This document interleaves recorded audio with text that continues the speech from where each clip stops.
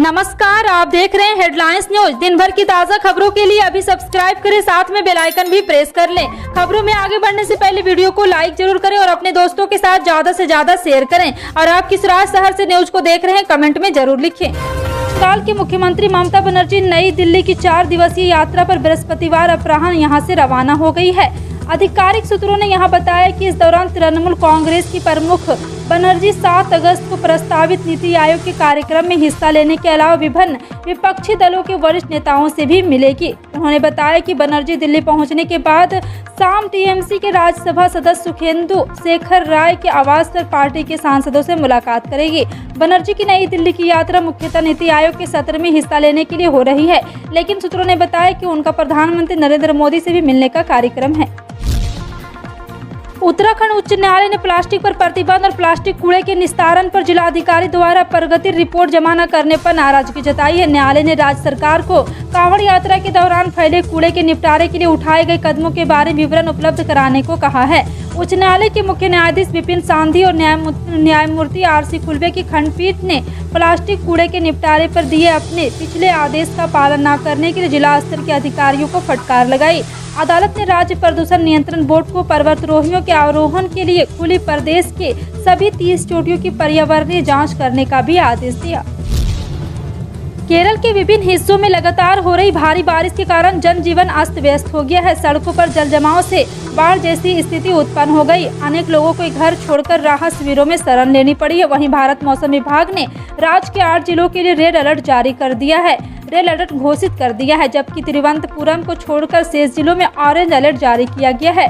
राजधानी तिरुवनंतपुरम में yellow alert जारी कर दिया गया। रेड अलर्ट भीषण बारिश के लगातार, ऑरेंज अलर्ट भी भीषण बारिश के लिए जारी किया जाता है। राज्य में खराब मौसम के कारण पत्थनमथिट्टा जिले में पंपा, मणिमाला और अचन कोविल जैसी विभिन्न नदियों का जल स्तर खतरे के निशान के करीब उसे पार कर गया है।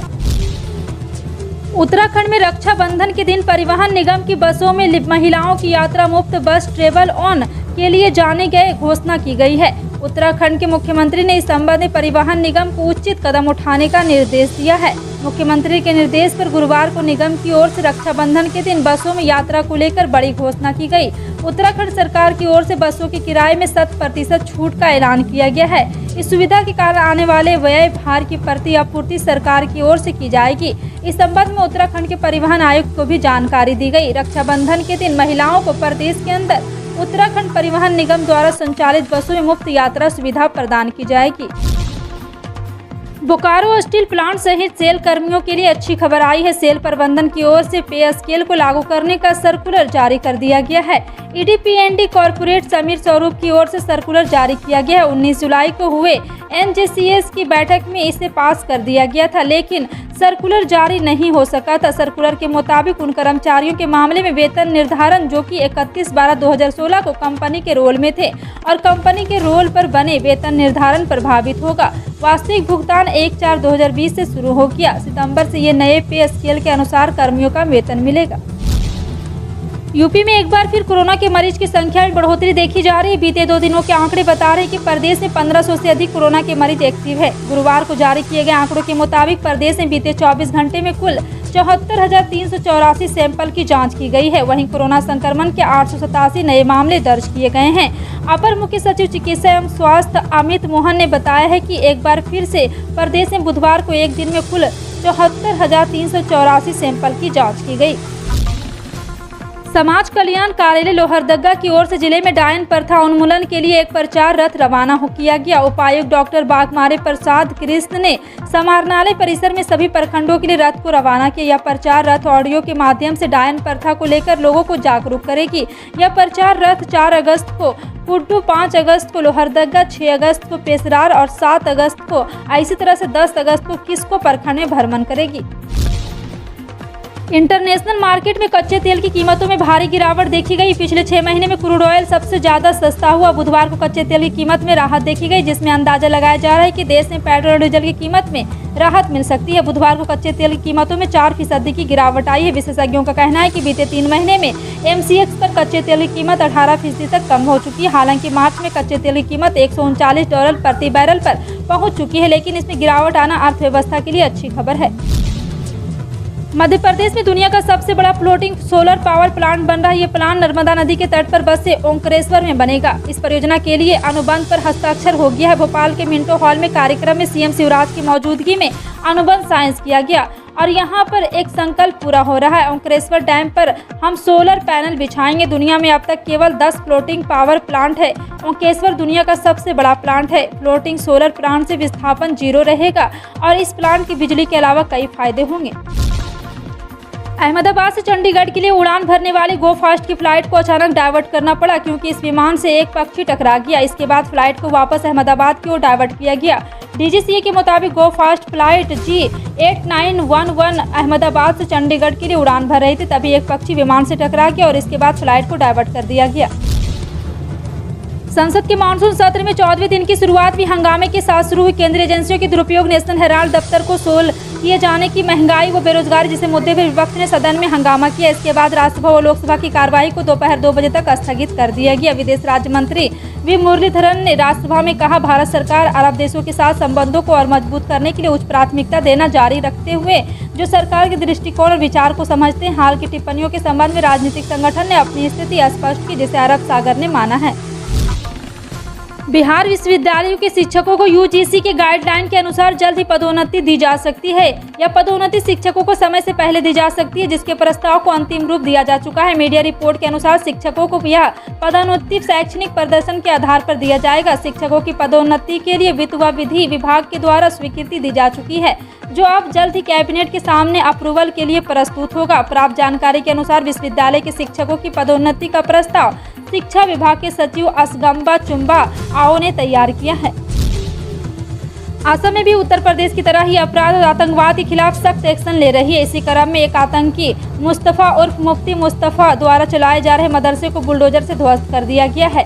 मुफ्ती मुस्तफा व कनेक्शन बांग्लादेश स्थित आतंकी संगठन से है, जिसे हाल ही में गिरफ्तार किया गया है। इस आतंकी से जुड़े जमाउल हुड्डा मदरसा को आज असम पुलिस ने गिरा दिया। इस मदरसे की बिल्डिंग को जिला प्रशासन ने खतरनाक बताया था।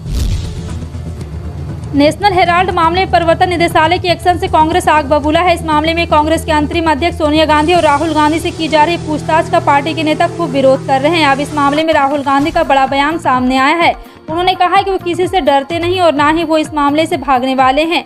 देश में लोकतंत्र के लिए वो और उनकी पार्टी हमेशा खड़ी रहेगी। मीडिया से बातचीत में कांग्रेस के पूर्व अध्यक्ष राहुल गांधी ने कहा, ये डराने की कोशिश है। इनको लगता है कि थोड़ा दबाव डालकर इनको चुप कर देंगे, लेकिन ये तो नहीं होने वाला।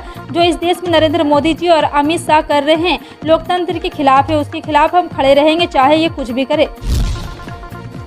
MIM के प्रमुख असदुद्दीन ओवैसी ने कहा है कि मैंने अपने ट्वीट के जरिए कहा है कि ऑर्गेनाइजर पत्रिका RSS का मुखपत्र है। असदुद्दीन ओवैसी ने कहा है कि 17 जुलाई 1947 को RSS ने कहा था कि देश के राष्ट्रीय ध्वज का रंग भगवा होना चाहिए।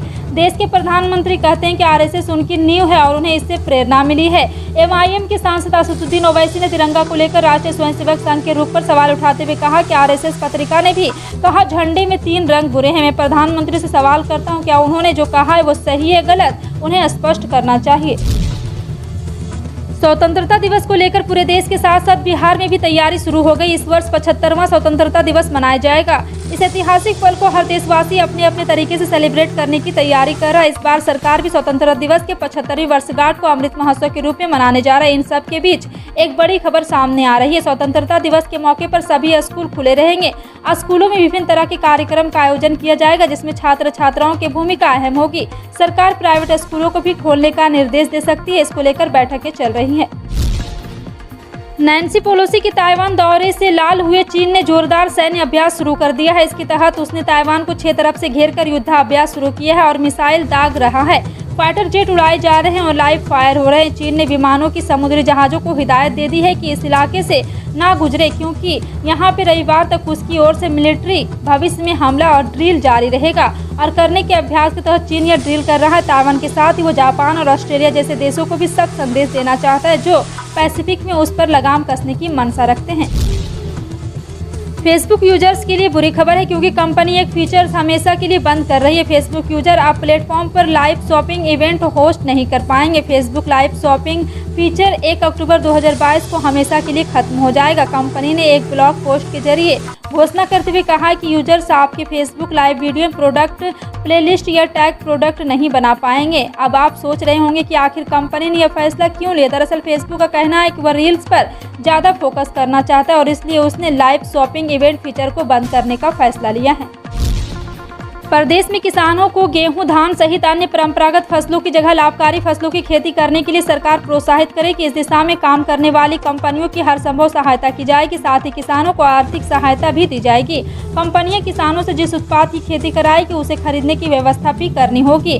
और आईटीसी ने ग्रीन एंड ग्रेस कंपनी किसानों को औषधीय और जैविक खेती के लिए प्रेरित करेगी। मुख्यमंत्री शिवराज सिंह चौहान की अध्यक्षता में हुई निवेश संवर्धन समिति की बैठक में कृषि विधिकरण की 2 परियोजना को मंजूरी दी गई है। आपका इन सभी खबरों पर क्या कहना है कमेंट सेक्शन में टाइप करके जरूर बताएं। इसी तरह की पल पल की अपडेट जानने के लिए जुड़े रहें आप अपने हेडलाइंस न्यूज के साथ। मिलते हैं अगली बड़ी खबर में, तब तक के लिए जय हिंद।